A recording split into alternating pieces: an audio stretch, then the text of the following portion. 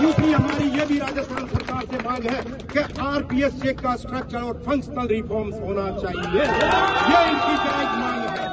तो इन सब चीजों के लिए प्रदेश गौरव सेनानी एसोसिएशन फर्स्ट दिन से इनके साथ थे और आज हम इसी वजह से यहाँ आए हैं इन बच्चों का मोरल बढ़ाने के लिए कि सरकार या तो इनकी बात सुने, नहीं तो अगर हमें भी रोड पे आना पड़ा तो प्रदेश गौरव सेनानी एसोसिएशन के पीछे नहीं हटेगी। मुझे ध्यान है, मुझे इन वेटरन का जो राजवीर यहाँ बैठा है या ये और बहनें और भाई बच्चे यहाँ बैठे हैं, इनके स्वास्थ्य का हमें पूरी तरह से संजीदगी से मैं ये बात कहना चाहता हूँ कि सरकार को इन बच्चों को इतना मौका देना ही नहीं चाहिए था।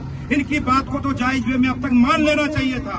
और ये अपने संवैधानिक हक की बात कर रहे हैं। एक डेमोक्रेटिक कंट्री में अगर सही ढंग से गांधीवादी तरीके से ये अपनी बात कहना चाह रहे हैं तो इससे बढ़िया और तरीका क्या हो सकता है। ये बच्चे नहीं चाहते कि ये यहाँ बैठे और ये वेटरन्स तो बिल्कुल ही नहीं चाहते। इनका काम तो सेना बॉर्डर पे गोली चलाने का और देश की रक्षा करने का है।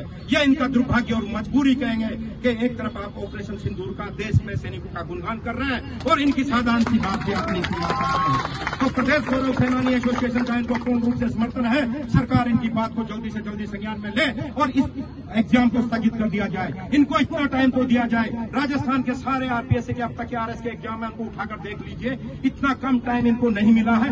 अगर आप आरपीएससी का रिफॉर्म्स कर देते और यूपीएससी के पैटर्न पर अगर आप कैलेंडर जारी कर देते तो क्या जरूरत थी इनको यहाँ पे करने की?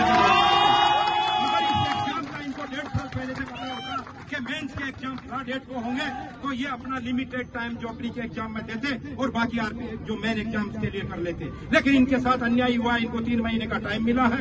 तो सरकार इस बात को बिल्कुल मतलब धैर्य से इनकी बात सुने और सरकार की ये प्राइम ड्यूटी भी बनती है कि वो इनकी बात को सुने और इस एग्जाम को स्थगित किया जाए। मैं इतना ही कहना चाहता हूँ। जय हिंद।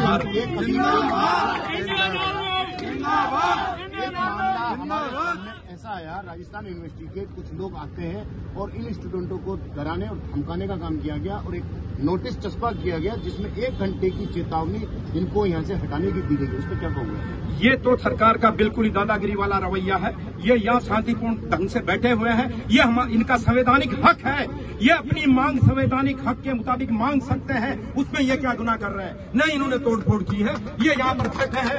इनको कोई डराया धमकाया अगर जाता है, कोई भी संस्था ऐसा करती है, वो तो संविधान के खिलाफ है और हमारे संवैधानिक अधिकारों का हनन है। Thank you.